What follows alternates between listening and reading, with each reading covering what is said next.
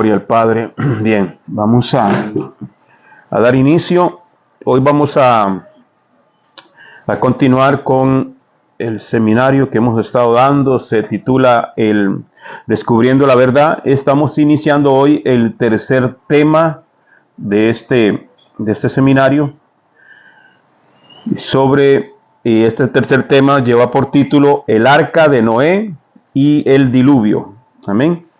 Ya para algunos es un repaso de lo que hemos dado en tiempos anteriores, pero es bueno volverlo a repasar para que los conceptos se nos queden claros. Amén. Bien, este es el tercer tema, el arca de Noé y el diluvio, así se llama, ¿ok? Temas que hemos visto hasta el momento, amén, de este seminario. Hemos visto el evangelio de la serpiente, ese fue el primer tema que miramos. El objetivo de esta enseñanza fue aprender que Satanás es un engañador, que nos hace creer que tenemos la opción de decidir cómo llevaremos nuestra relación con Elohim, y él nunca nos dio la opción de hacer nuestras propias reglas. Servirle a nuestra manera significa estar en rebelión directa contra Elohim. Ese es la esencia del evangelio de la serpiente, ¿verdad? Que nos hace creer que los mandamientos de Dios son opcionales y que yo le puedo servir conforme a mí me parece, pero la Escritura dice totalmente lo contrario. Él estableció sus reglas, Él estableció un orden, Él estableció sus mandamientos y nosotros debemos de obedecer esos mandamientos. Amén. El tema número 2, los Nefilim, gigantes en la tierra. El objetivo fue que no nos debemos mezclar, amén, no debemos mezclar nuestra vida con quienes no quieren vivir de acuerdo al mandamiento de Elohim.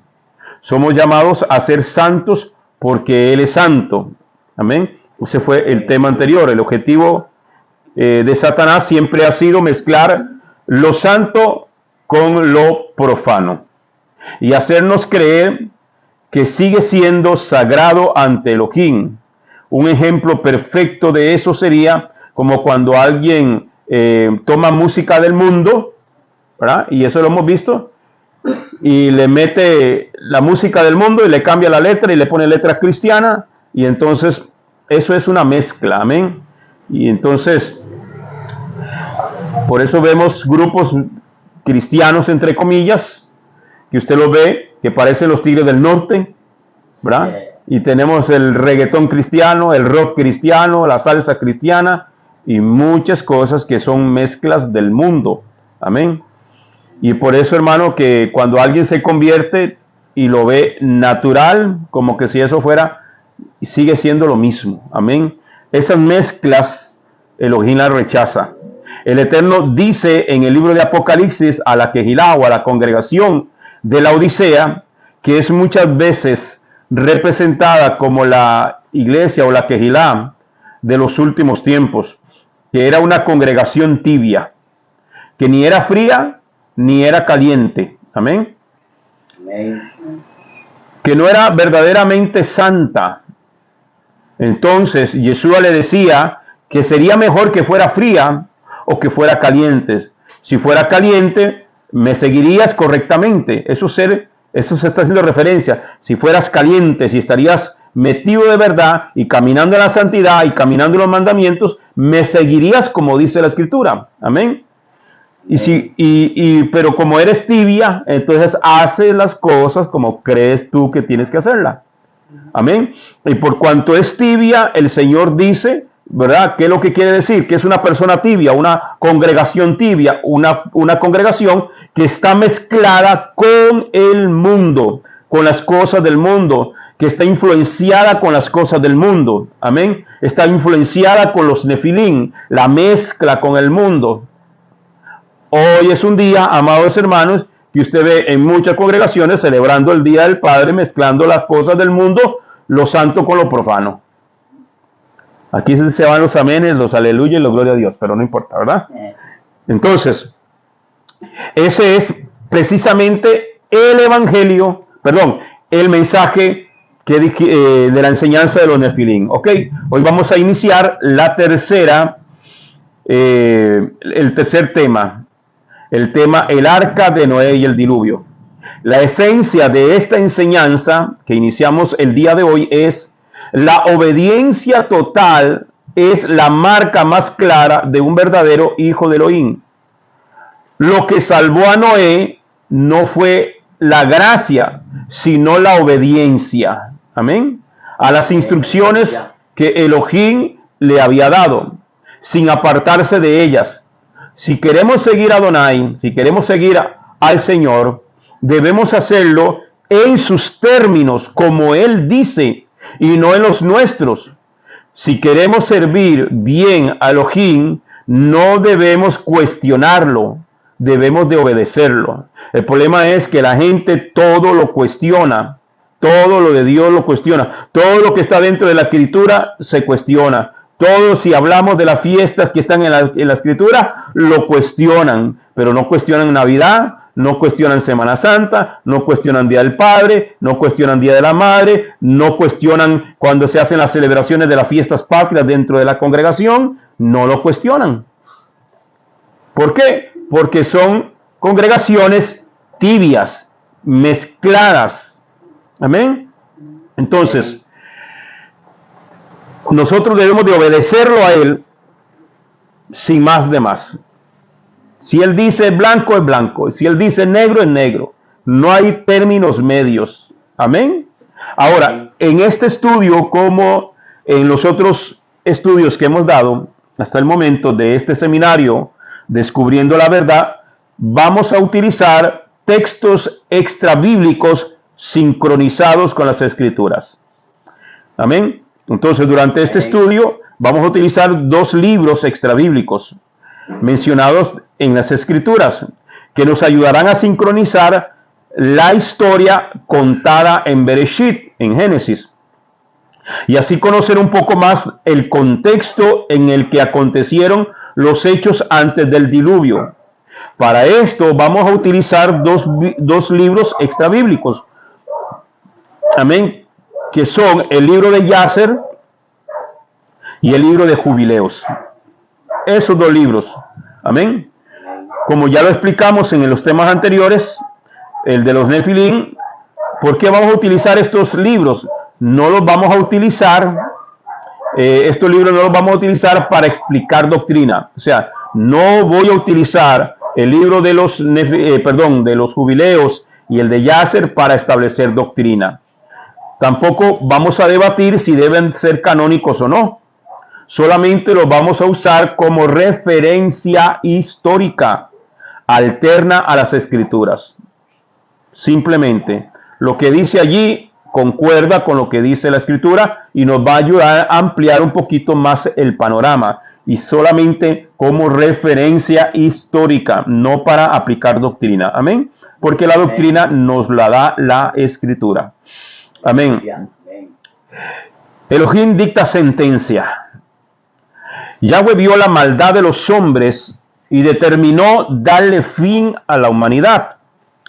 Bereshit capítulo 6, Génesis 6, versículo 3, dice: y dijo Yahweh, no contenderá mi espíritu con el hombre para siempre, porque ciertamente él es carne, pero serán sus días 120 años. Anótelo bien allí. 120 años. Eso es lo que el Eterno establece. Por mucho tiempo pensamos que cuando decían 120 años se estaba refiriendo a que de ahí en adelante el hombre nada más iba a vivir 120 años. Porque no decían es que en el tiempo de Noé vivían 900 y resto de años. Hacíamos cuentas porque después del diluvio, la gente empezó a vivir muchísimo menos. Amén. Quiere decir que Adonai, lo que estaba diciendo, de allí, que allí, desde ese momento iban a dejar de vivir 700, 800, 900 años. No, quiere decir que se iban a morir a los 120 años. Estos 120 años son 120 años de misericordia.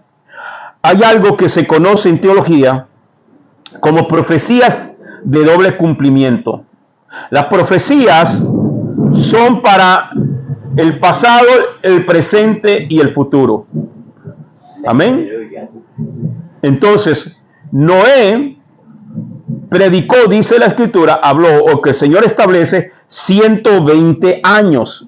Eso lo voy a explicar mucho más adelante después, cuando estemos estudiando sobre los jubileos, lo que establece la Biblia.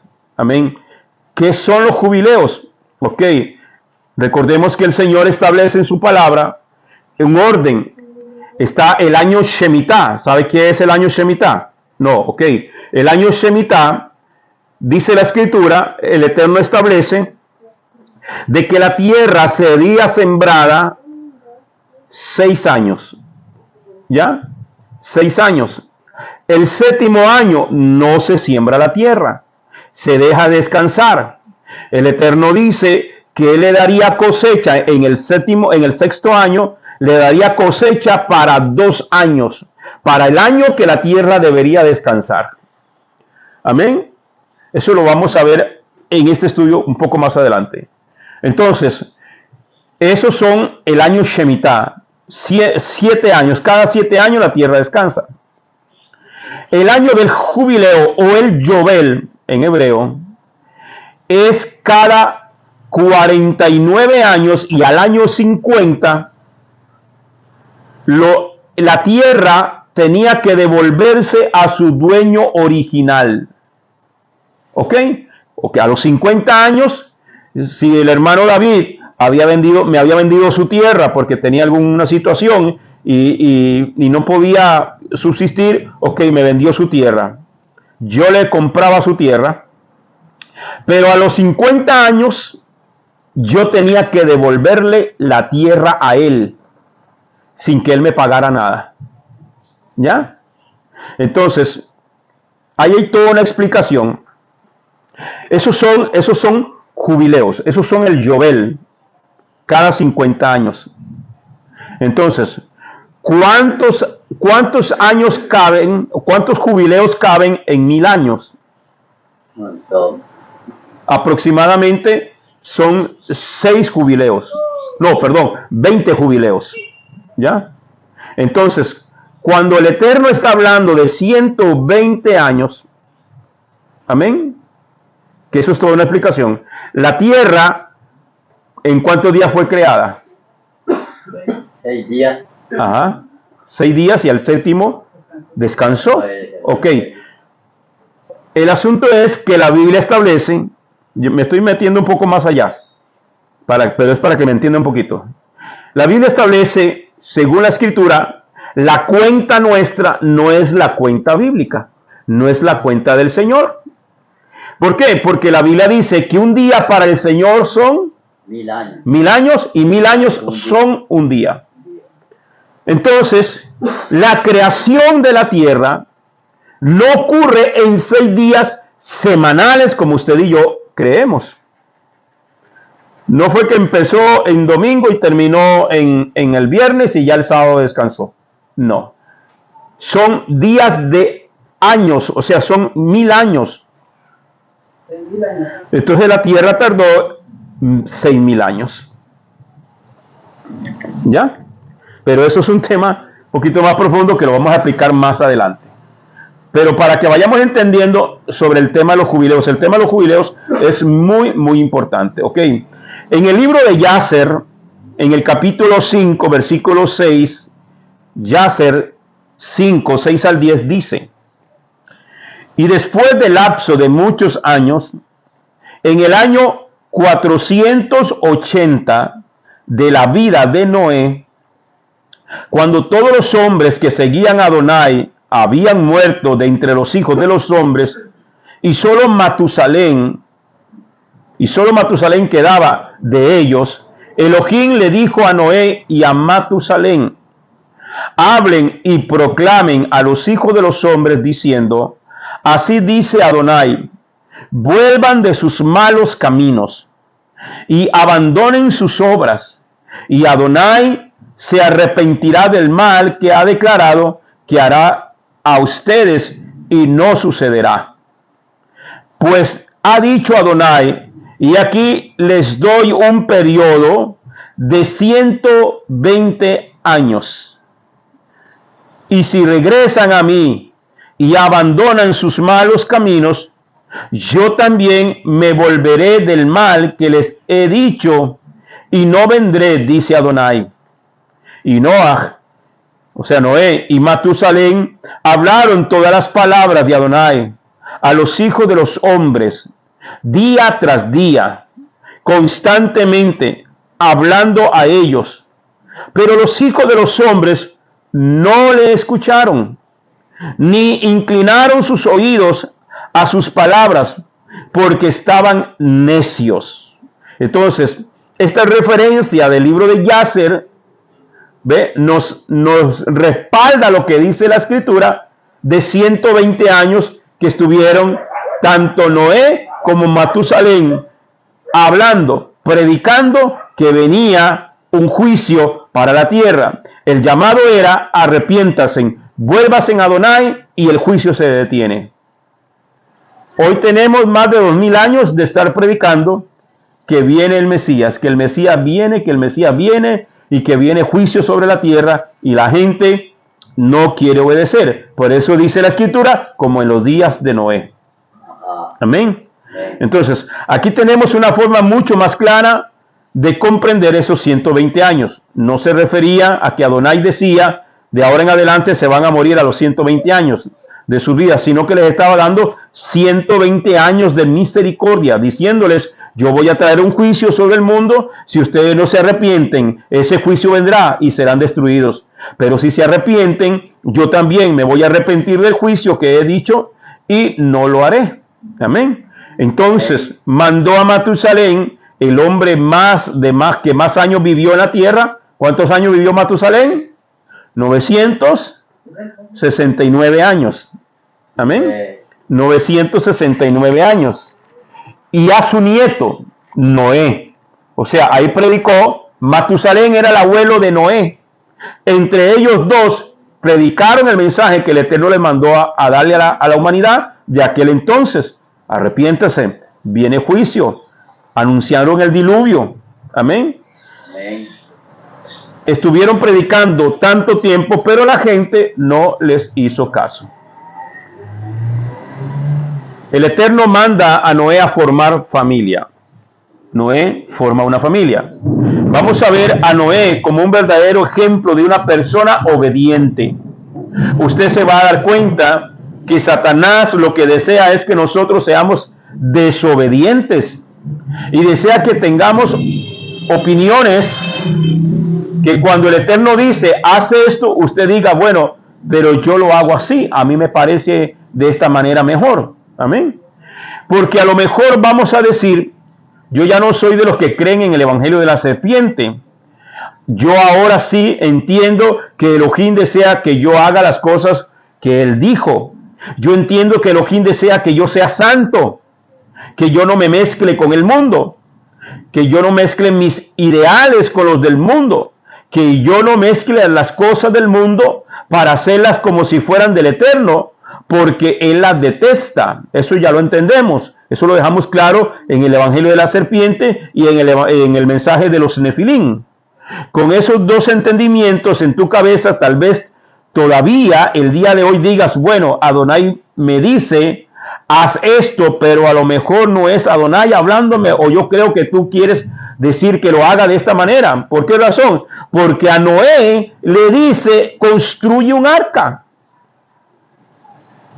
Entonces, cuando el Eterno nos manda a hacer cosas, tenemos una batalla, porque dice la Biblia que las cosas del Espíritu están contra la carne y la carne contra el Espíritu.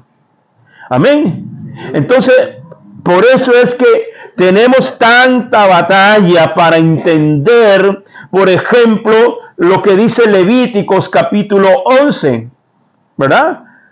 sobre lo que es alimento y lo que no es alimento, lo que el Eterno le agrada y lo que el Eterno no le agrada, y tenemos esa batalla. El Eterno nos manda a hacer cosas que a veces no las vamos a entender de momento. Un lugar donde no había lluvia, mire que ahí estás tronando ahorita, por allá se ve un relámpago. ¿Qué nos anuncia eso? Lluvia.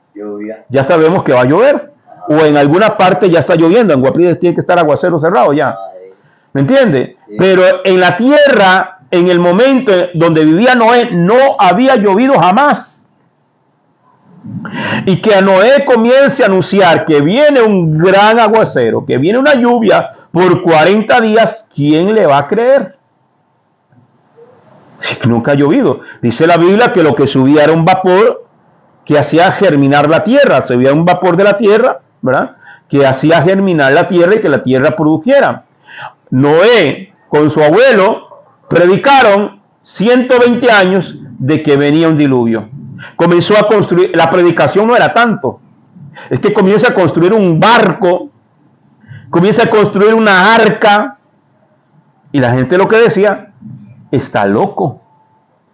Usted y yo entendemos a Noé hoy, porque usted y yo conocemos la lluvia, vemos las inundaciones, y a veces, dependiendo de lo que estemos viviendo, lo que deseamos es una lancha, por lo menos, ¿verdad? Para salvarnos. Pero en aquella época, ¿quién le iba a creer a Noé? Si usted y yo estuviéramos ahí, le aseguro que quizá la mayoría de nosotros hubiésemos dicho lo mismo de Noé. Está loco, mire ese loco construyendo eso gigantesco. Amén. Entonces, Noé no creía en el evangelio de la serpiente.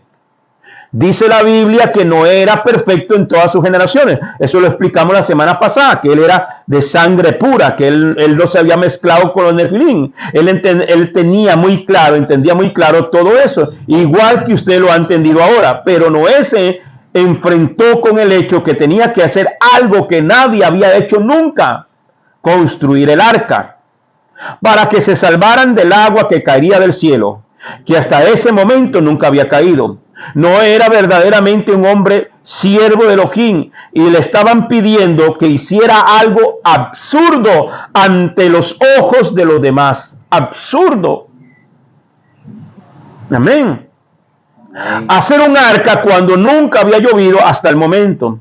Si usted se aparta del mundo, si usted no oye el evangelio de la serpiente, y si usted solamente sigue lo que Elohim ha hablado en su escritura, usted va a encontrar que con el Eterno le están pidiendo a usted cosas ante los ojos del mundo que van a sonar locas. Nosotros lo vivimos. Yo me pongo mi zig-zig, la gente se me queda viendo. Pues ese hombre está loco, ¿para qué anda guindando esas tiras allí? Y me lo han dicho hasta pastores. Y luego, bueno, vaya y lea lo que dice en el libro de Números, capítulo 15, verso 37 en adelante, sobre los zig-zig. ¿Por qué son los zig-zig? Es un mandamiento del Señor, pero eso nunca nos lo enseñaron en el sistema religioso. Entonces, cuando yo hago algo ante los ojos de los demás que parece loco, no lo van a entender. Y el problema mío no es que ellos lo entiendan. El problema mío es que yo soy el que tengo que entenderlo. A Noé no le preocupó si los demás lo entendían o no lo entendían. Él lo que entendió es que el Eterno le estaba dando una orden y que él tenía que cumplirla. Cuando el Eterno le da una orden a usted, no se preocupe por lo que digan los demás. Preocúpese que ya el Eterno le dio una orden, le dio un mandato, le dio un mandamiento. Y usted, hermano, va a encontrar pero mucha gente que va a ir en contra suya, porque usted está cumpliendo con lo que el Eterno dice. Amén. Amén. Si usted no está en pecado, si usted está guardando todo lo que Adonai dice y se encuentra que el Eterno le está pidiendo cosas bien extrañas, hágalas. Hágalas, como los tzitzit para los varones. La circuncisión. Cuando usted dice, yo me circuncidé, usted está loco, pero ¿por qué hizo eso? Bueno, porque es un mandato, la Biblia lo dice. No, eso era para los judíos. No, eso no era para los judíos. Eso era para Abraham y su descendencia. Su descendencia no eran los judíos, su descendencia era Israel. Los judíos son apenas una tribu de las 12 tribus. Y como dice la palabra en el libro de Romanos capítulo 11, que nosotros somos injertados en Israel, entonces yo también soy Israel. Por lo tanto, también tengo que cumplir con lo que el Eterno estableció como un pacto, como una señal de pacto que hizo con Abraham y su descendencia. Amén. Entonces, hay que hacer las cosas porque Él está hablando como le estaba hablando a Noé, y Noé era un hombre obediente. Necesitamos ser obedientes.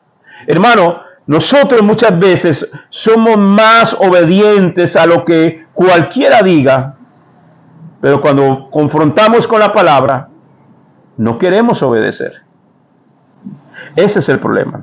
En el libro de Yacer, capítulo 5, versos 12 al 16. Yacer.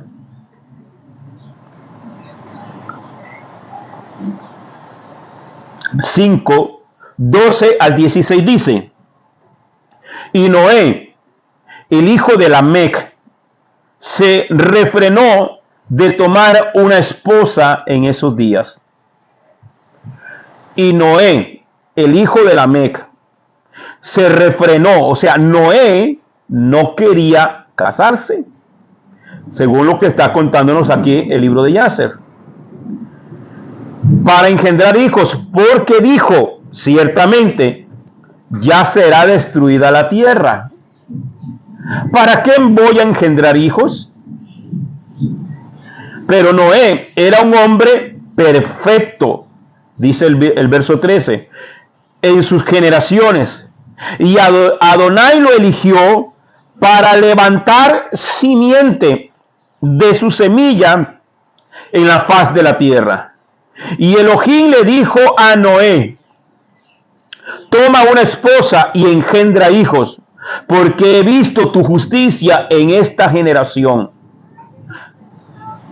Y tendrás simiente y tus hijos contigo en medio de esta tierra. Y Noé fue y tomó una esposa y eligió a Naama, la hija de Enoc.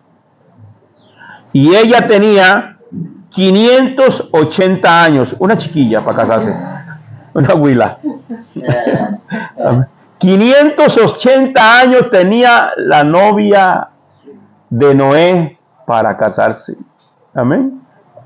Y usted a la suya ya la está viendo media rara. Pasen adelante, hermanos, pasen adelante. Amén. Amén. Dice el verso 16.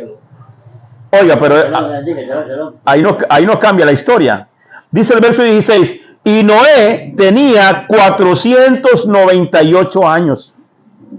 O sea, ella era mayor. Amén. Cuando él tomó a Naama por esposa. Las genealogías de las escrituras no toman los nombres de las mujeres, a menos que la mujer de la cual se está hablando sea una mujer completamente trascendente en la historia, como Ruth. Pase adelante, hermanita. Bueno.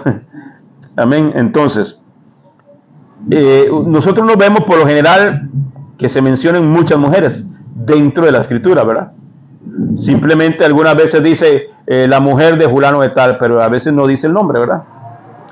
Pero cuando menciona el nombre de una mujer, es que esa mujer realmente marcaba la historia, ¿verdad? El caso de Ruth, el caso de Miriam, la hermana de Moisés, en caso de Miriam, la madre de Yeshua. Entonces, mujeres como esas que realmente vinieron, Miriam Magdalena, de Magdala.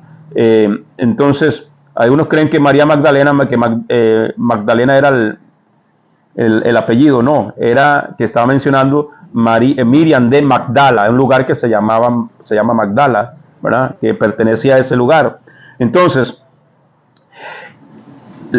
la escritura, cuando no menciona a las mujeres, a menos que la mujer de la cual se está hablando sea una mujer completamente trascendente en la historia, como Ruth, como Rabat, que entraron dentro de la genealogía del Mesías. Amén. Entonces, hay una tradición que dice que Noé estaba casado con Naama, la hermana de Tubal-Caín, o sea que hay dos Naamas dentro de la historia. Pero realmente la Naama, que era esposa de Noé, era hija de Enoc. Ahí lo confirma en el libro de Yaser. Amén. Entonces, para que entendamos, como ya vimos también que habían dos Enoc, ¿verdad? Uno que descendía de Caín y otro que descendía de Set. Ok. Piense usted realmente, ¿quién sería la esposa de Noé? Usemos un poquito más la lógica. La hermana de Tubal-Caín, de la simiente de Caín, completamente paganos, o la hija de No, que era un hombre que caminó con Adonai, se llamaban igual, pero esta era la verdadera esposa de Noé. Ahora, Elohim habla con Noé.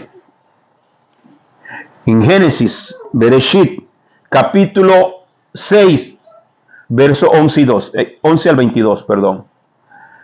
Génesis 6, 11 al 22, dice: pero Elohim vio que la tierra estaba corrompida y llena de violencia.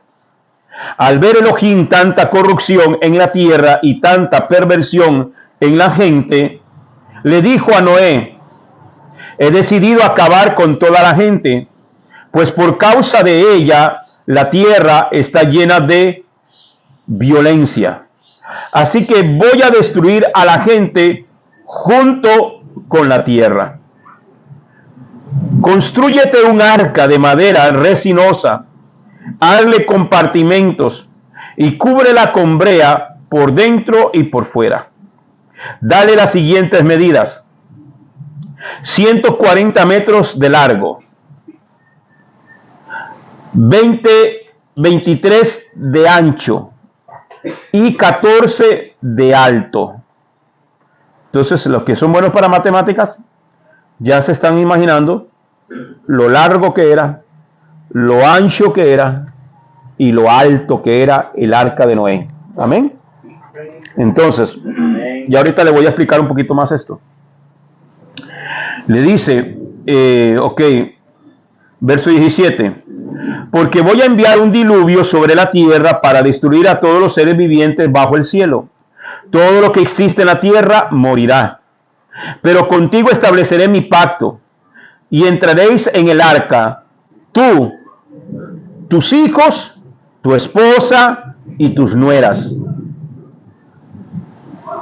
Haz que entren en el arca una pareja de todos los seres vivientes, es decir, un macho y una hembra de cada especie, para que sobrevivan contigo.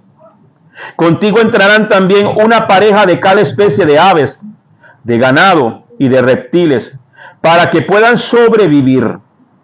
Recoge además toda clase de alimento, almacénalo para que a ti y a ellos os sirva de comida. Y Noé hizo todo según lo que Elohim le había mandado. Entonces, el Eterno le da las medidas exactas de cómo tenía que construirse el arca. Amén. Entonces, el arca medía 133 metros de largo, 23 metros, amén, de ancho, 14 metros de alto. Se dice que el volumen del peso total de capacidad, el volumen era de 3.500 metros cúbicos. Perdón, 39.500 metros cúbicos. Eso medía el arca en total. Su peso era de 13.900 toneladas. Su peso. Su capacidad de carga le cabían 522 vagones de ferrocarril. 522 vagones de ganado de ferrocarril. Entonces, imagínense cuántas vacas le cabe a un vagón de esos.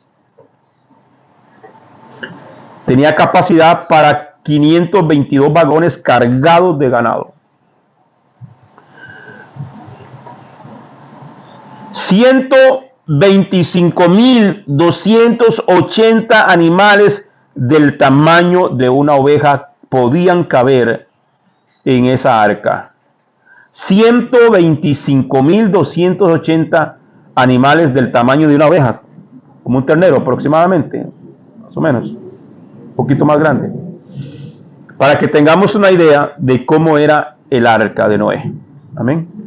Amén. Entonces ya le expliqué el diagrama. Amén. El largo, en algunos las medidas van a variar, porque las medidas que da la Biblia, yo usé una versión que está dando en metros, pero la Biblia habla de codos, ¿verdad? De codos. ¿Cuánto era la medida de un codo? Un codo iba de la punta del dedo hasta el codo. Esta medida era lo que se utilizaba en aquel tiempo. El problema es que la medida del codo mío no es la misma medida que el codo de Mauricio. ¿Ya?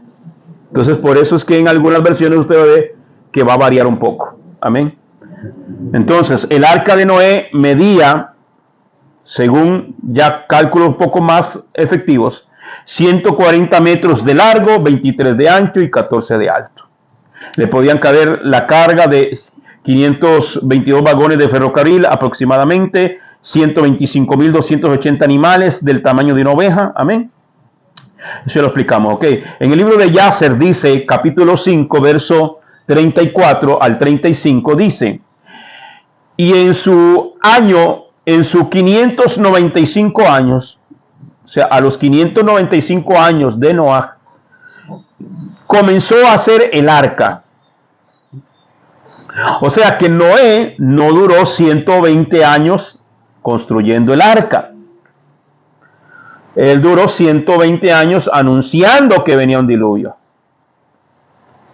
¿Ok? Y recordemos que lo explicamos la semana pasada, que Noé entró al arca a los 600 años. Aquí dice, según las referencias que nos da Yacer, dice que Noé a los 595 años, Noah comenzó a hacer el arca. Y él hizo el arca en 5 años, como Yahweh había ordenado. Y Noah tomó las 3 hijas de Eliakim, hijo de Matusalén, por esposa para sus hijos, como Yahweh había ordenado a Noah. Y si nosotros vemos tanto la línea de las hijas, de las esposas de Noah, venían de la línea santa de Set. Amén. No de la línea de Caín. Amén. Entonces, solíamos pensar que lo había hecho en 120 años o en 100 años, y no. Porque la Biblia no especifica cuánto tiempo. Ahora, recuerde que las escrituras de Yacer, los jubileos y de Enoc no son necesariamente bíblicas, en el hecho de que no son canónicas. Por lo tanto, no sabemos si todas las cosas que dicen allí son completamente ciertas o no, pero sí nos dan una referencia. Amén. Así es que tomémosla como un granito de sal. Si usted lo quiere poner nada más como un asterisco, es decir, bueno, según el libro de Yacer, dice que lo hizo en 5 años. Amén. Eso es lo que dice y que tiene cierta validez. Amén. Ok.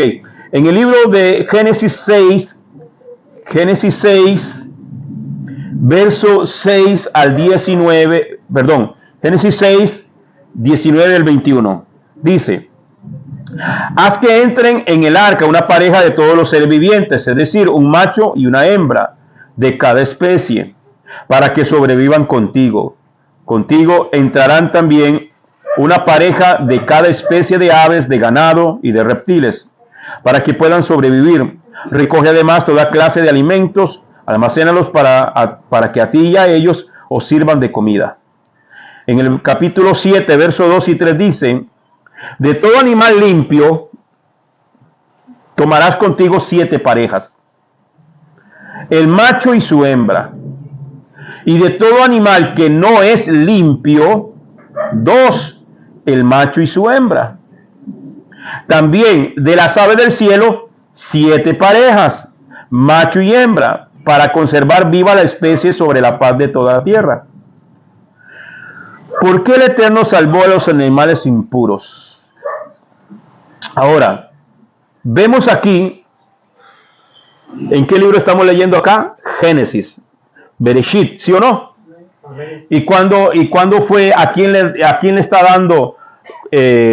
Cuando la gente dice, es que la ley vino con Moisés, pero ya vemos aquí que mucho antes de Moisés ya había una ley que identificaba a los animales puros y a los animales impuros. ¿Cierto o no? Entonces, estamos viendo, amados hermanos, que ya el Señor hacía diferencia. De los animales limpios entraron 7 parejas. De los que no eran limpios, una pareja, macho y su hembra, y nada más. Amén. Ahora, ¿por qué el Eterno salvó a los animales impuros? Porque a pesar de ser impuros, son animales útiles para el ecosistema. Si se tratara de salvar solo a los animales limpios, entonces la pregunta hubiera sido, ¿por qué creó a los animales impuros? Porque simplemente no los hubiera creado. Pero los animales sirven para algo. Los ecosistemas se tienen que solventar. Aun si un animal no es puro, o sea, no es un animal comestible, no es un animal considerado alimento, amén, de todas maneras sirve de algo. Por ejemplo, los camarones en el mar se comen todas las impurezas, todos los excrementos, toda la cochinada, ¿ve? Y por eso los mismos pescadores le llaman las cucarachas del mar. Igual que el cerdo, igual que la langosta. ¿Usted sabe cómo le llaman a la langosta? El sopilote del mar. Porque comen impurezas. Cuando una persona come eso, ¿qué está comiendo? Eso mismo. Entonces, por eso la sabiduría del Eterno es grande. Preguntas frecuentes con respecto a los animales en el arca. Número 1, las preguntas que siempre hacen. ¿Cómo saben que se salvaron todos los animales? No todos se salvaron. Para empezar, habían animales que no tenían necesidad de entrar en el arca. Por ejemplo, los peces o los animales marinos no podían entrar al arca. ¿Ya? Y los animales híbridos tampoco se salvaron. Los cruces que hicieron con los nefilín, todos esos animales que salieron de ese cruce murieron. Los cruces que hacen los hombres de cruzar la burra con un caballo es un animal híbrido, es un animal que no es creado por el Eterno. Amén. Y si nosotros hilamos un poquito más allá, hermano, cómo el ser humano ha querido jugar de Dios, creando seres humanos en un laboratorio. Así es. ¿Ya? No voy a entrar en polémica porque eso es fuerte. Pero, o sea, yo puedo decir, hermano, entonces podríamos decir que hay seres humanos que están en la tierra que el Eterno no los creó. Todo eso que el Eterno no, esos animales híbridos murieron allí, no todos entraron, pero Él preservó la especie de cada uno. Amén. Número 2, pregunta número 2. ¿Cómo cupieron tantos animales? No había necesidad, la respuesta, no había necesidad de meter animales adultos. Porque nosotros nos figuramos que, ¿verdad?, el gran elefantote, a lo mejor no eran elefantes adultos, podrían ser elefantes pequeños, bebés. Entonces, ¿entiende? No había necesidad de meter animales adultos. De los animales grandes, como los dinosaurios, se llevaron criaturas recién nacidas, o como los elefantes, o como las jirafas, ¿ya? Entonces podrían haber sido animales recién nacidos, animales bebés. Número 3. ¿Cómo hizo Noé para traer a los animales al arca? Los animales poseen un instinto migratorio que les hace buscar refugio cuando se avecinan las tormentas. Yahweh pudo haber activado tal instinto en forma masiva dirigiéndolos al arca. Costa Rica es uno de los países, amados hermanos, que reciben mayor visita de aves migratorias. Usted sabe que en Costa Rica, para la época del verano, y bueno, casi en toda la época del año, vienen aves desde África, animales que vienen desde Asia, desde Europa. Son aves migratorias. ¿Quién les activa ese instinto? Es más, veámoslo, yo no sé si usted ha tenido la oportunidad de ver cuando las tortugas vienen a desovar a las playas. Esas tortugas vienen desde otros continentes y siempre van a llegar al mismo lugar. Ellas no escogen otra playa, siempre van a llegar a la misma playa.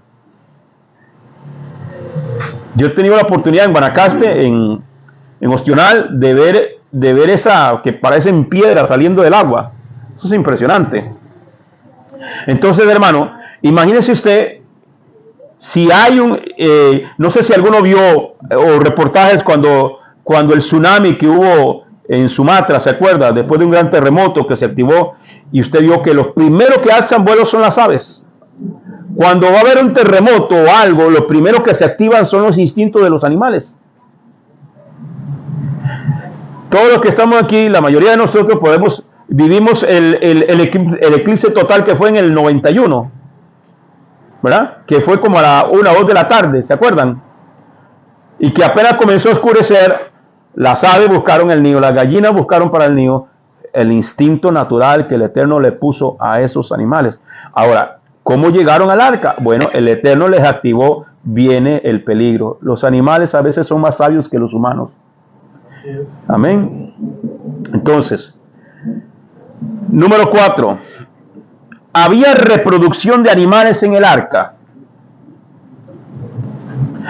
Al igual que con instinto migratorio, muchos animales, como los osos, por ejemplo, poseen un instinto que les hace hibernar durante largos periodos de inactividad. ¿Verdad? En la época de invierno, donde cae la nieve, ¿qué hacen los osos? Se encuevan. Van y buscan una cueva y duermen todo el invierno. Todo el invierno se la pasan durmiendo. Yo conozco a más de uno que parece un oso, ¿verdad? Entonces, ese instinto pudo haber pasado también dentro del arca. Amén. Elohim pudo hacerles dormir a los animales durante el diluvio. También consideramos que si eran animales infantes, como le dije al principio, que podían haber sido animales bebés, no tendrían la urgencia de reproductividad. Amén. En los que sí la tuvieran, tal vez el Eterno les detuvo ese instinto, porque Él tomó control de todo. Así como le dijimos la otra vez, el arca no tenía timón, ¿verdad? Porque el capitán era el Señor. El capitán no era Noé. El capitán de esa barca, de esa arca, era Elohim. Amén. Amén. Entonces, amados hermanos, ahí es donde podemos nosotros ver que realmente el Padre tenía control de absolutamente todo. Dos cosas que le hicieron falta al arca, ¿verdad, hermano Luis? Ya se los expliqué, ¿verdad? ¿Qué le hacía falta al arca? O sea, como que el diseño del arca le faltó dos cosas. Ya le dije la primera. Número 1, no tenía timón, ¿verdad? No tenía cómo conducirla. El capitán era era Adonai, Elohim. Bueno, Marquito está. Ah, Marquito estaba, sí, es cierto. Yo sé, yo le digo que le pica para decir. Dígalo. ¿Cuál era la otra que hacía falta? La segunda es que la puerta no tenía motor. No había mecanismo para cerrar la puerta. Porque el arca, ¿qué representaba el arca? El arca representa la salvación. El arca representa Mashiach. El arca representa el mensaje del reino de los cielos. Y entonces no había mecanismo para cerrar la puerta. Amén. Porque la puerta, el único que puede cerrar en la puerta de la salvación al hombre es Dios. ¿Ya? Así que la puerta sigue abierta para todo aquel que quiera venir a ser salvo todavía. La puerta estuvo abierta. Hermano, tremendo, porque lo vamos a ver la otra semana. Dice que Noé estuvo una semana dentro del arca con la puerta abierta y no llovía. Una semana dentro del arca. O sea que todavía antes que lloviera, una semana más todavía le extendió el Señor. Y aún así la gente no quiso entrar al arca. Hasta que vieron cerrarse la puerta. Ya vimos las medidas del arca. Ya vimos lo que pesaba esa arca. ¿Usted sabe lo que pesaba esa puerta? No había humano que la cerrara. Solamente la mano del Todopoderoso. Amén. Amén. Bien, amados, vamos a dejarlo aquí. Y la otra semana continuamos, si el Eterno lo permite. Amén. Si alguien no tiene el PDF, me lo dice luego y con mucho gusto se lo mando. Amén. Bien, pregunta hasta el momento. ¿Todo claro? Amén. ¿Todo bien? Bueno, vamos a orar, hermanos. Entonces nos ponemos en pie y damos gracias al Eterno, gracias a los hermanos de Facebook y YouTube. Que el Eterno me los bendiga y nos vemos la próxima semana. Recordemos que cambiamos el horario de las 3 a las 4. Ahora son todos los domingos a las 4 de la tarde esta enseñanza. Tenemos servicio los miércoles aquí en Casa Israel, miércoles 7 de la noche y sábados 5:30 de la tarde y domingos 4 de la tarde. Así que shalom a todos.